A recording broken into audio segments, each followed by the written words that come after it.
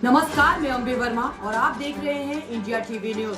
तो चलिए आगे बढ़ते हैं कुछ खास खबरों की ओर। अमौर विधानसभा के बेसा में चुनावी सभा में AIMIM सुप्रीमो असदुद्दीन ओवैसी ने कहा कि जब तक वे हैं सीमांचल की हकूक की लड़ाई लड़ते रहेंगे। उन्होंने कहा कि बिहार में सियासत उसने सीमांचल की धरती से ही शुरू की है। उन्होंने NDA प्रत्याशी पर तंज कसते हुए कहा कि मास्टर तो सिर्फ नाम के मास्टर हैं। इससे पूर्व सभा को संबोधित करते हुए AIMIM प्रत्याशी अख्तरुल इमान NDA प्रत्याशी मास्टर मुजाहिद आलम पर तंज कसते हुए कहा कि 3 माह पहले मोदी हटाओ का नारा देने वाले अब मोदी लाओ मुझे बनाओ का नारा लगाकर अपनी जमीन को बेच दिया है। उन्होंने कहा कि 14% से 3% आबादी वालों ने पार्टी बना ली, पर आप नहीं बना पाए। जिस कौम का कोई रहनुमा नहीं, उस कौम की हालत बदतर निश्चित है। सभा के दौरान दर्जनों नेताओं ने अख्तरुल ईमान के चुनाव निशान पतंग पर वोट की अपील की है। बैठक में हैदराबाद के माजिद हुसैन, आदिल हुसैन आजाद, मोहम्मद गाजी, मोहम्मद शाहिद आलम, मुकरम हुसैन, मुखिया इफ्तिखार, हाजी नाहिद गनी, फयाज आलम, इंजीनियर आजम रब्बानी, सद्दाम हुसैन, फरहान यजदानी सहित दर्जनों AIMIM सोमवार को चुनावी सभा को संबोधित करते हुए AIMIM सुप्रीमो असदुद्दीन ओवैसी व अन्य नेता 3 तलाक, NRC, CAA या अन्य कोई भी मुद्दे पर आपकी आवाज कौन बनेगा, फैसले का समय आ गया है। सीमांचल की बदहाली दूर करने के लिए अपना नुमाइंदा चुनने की जरूरत है। संसद में आपकी आवाज कौन बनेगा, यह आपको तय करना है। 3 तलाक, NRC, CAA या अन्य कोई भी मुद्दे पर आपकी आवाज कौन बनेगा, इसकी फैसले का समय आ गया है। अब तक 2 लोग 300 का मुकाबला करते आए हैं, जिसे बढ़ाने की जरूरत है। उन्होंने कहा कि इस बार 2 नहीं 3 आपकी हकूक की लड़ाई लड़ेगा। इसके लिए आपको अपने कीमती वोट का इस्तेमाल करना है। ओवैसी ने कहा कि कांग्रेस प्रत्याशी नाकारा है, यह किसी और ने नहीं बल्कि उन्हीं की पार्टी के लोग कह रहे हैं। सही मायने में 5 साल में उनका रवैया क्या रहा, किसी से छुपा नहीं। अलीगढ़ मुस्लिम यूनिवर्सिटी कैंपस केरल में शुरू हो गया, पर किशनगंज को अब तक फंड नहीं दिला पाए। विकास का एक भी काम इनसे नहीं हुआ। पूर्णिया से रिपोर्टर मोहम्मद नोमान आलम की रिपोर्ट। पूछिए जावेद से कि बताओ तुमको जो MP लैंड का फंड मिलता है, तुमने उसके पैसे कैसे इस्तेमाल किए, कुछ नहीं बता पाएंगे डॉक्टर जावेद। सिर्फ जाकर बोलेंगे सेकुलरिज्म के नाम पर वोट दे दो, सेकुलरिज्म के नाम पर वोट दे दो। अरे भाई 50 साल से सेकुलरिज्म के नाम पर ही तो वोट दे रहे, मगर सीमांचल को क्या मिला बताओ? गुर्बत मिला, इफलास मिला, पलायन मिला, जमीन की कटौती मिली, खेतें बर्बाद हो गई, नौजवान बच्चे अपनी जवानी में अपने घर बार से दूर बाहर जाकर काम करते हैं। ये तमाम चीजों को अगर रोकना आपको है, मेरी आपसे अपील है कि 26 तारीख के दिन आप लोग अपने के वोट का सही इस्तेमाल करिए।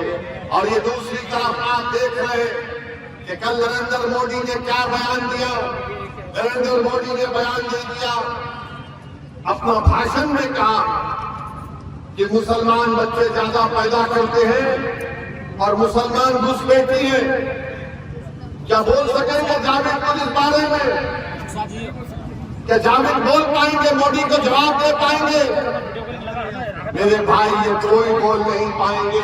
हमने कहा है और आज भी हम कह रहे हैं, नरेंद्र मोदी सुन ले। एक नरेंद्र मोदी आजकल बाकी मेरी गारंटी, मोदी की गारंटी बोलते हैं। मोदी की गारंटी एक है 2002 से कि मुसलमानों से नफरत करो, बस ये मोदी की गारंटी है। मोदी बोलते हैं कि दौलत मुसलमानों को दी जाएगी। अरे भारत के प्रधानमंत्री, तुमने अपने 10 साल में भारत के 1% लोगों को 40% दौलत तुमने दे दी। अरे तुम कौन सी दौलत की बात कर रहे हो? यही मोदी कहते हैं कि मुसलमान बच्चे बहुत पैदा करते हैं। वो खुद भूल जाते हैं कि उनके 6 भाई हैं। अमित शाह की 6 बहनें हैं। रविशंकर करने से रोक पाएगा तुम्हारे बाप की मजाक। नमाज पढ़ते हुए जिन लोगों ने हमारे नमाज देशवासियों को लात मारा है, उनको लात मारोगे कि नहीं? क्या दिल्ली जाओगे? नहीं, दिल्ली नहीं जाना है।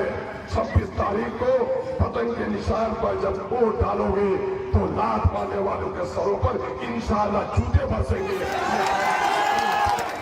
एक बात और कह के चला जाता हूँ, तीसरी बार आया हूँ। इस वक्त मैं जहां भी जाता हूँ मुझे कोचा धावन का कोई नहीं कहता बाबू, मुझे कहता अमोल का विधायक आया है। दरभंगा जाओ, चंपारण जाओ, आज चंपारण, दरभंगा, भागलपुर, पटना के दोस्तों की बड़ी तादाद आई है और ये लोग मुझे अमोल के विधायक के नाम से जानते हैं। लोगों, कल तक मैं कोचा धवन का इलेक्शन लड़ता था तो कोचा धवन का बेटा कहलाता था।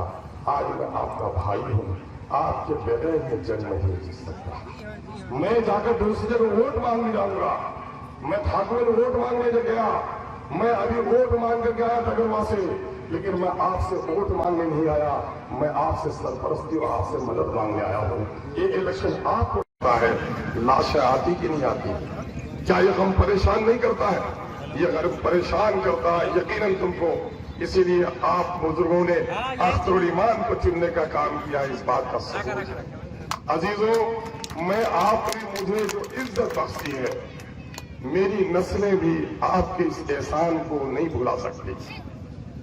मुझे जो इज्जत बख्शी आवाम ने, उसका नतीजा ये हुआ, 2009 में वजीर आला नीतीश कुमार ने टिकट ऑफर किया। मैंने कहा नहीं, भाजपा के साथ हूं, मैं नहीं जा सकता।